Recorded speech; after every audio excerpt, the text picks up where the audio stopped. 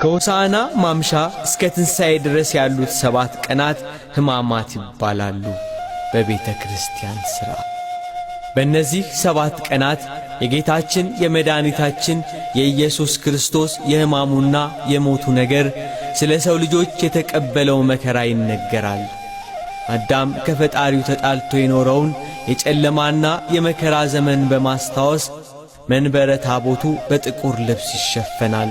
ካህናቱም ጥቋቁር ልብስ ይለብሳሉ። ከጠዋት እስከ ማታ እየተጾመ ይሰገዳል።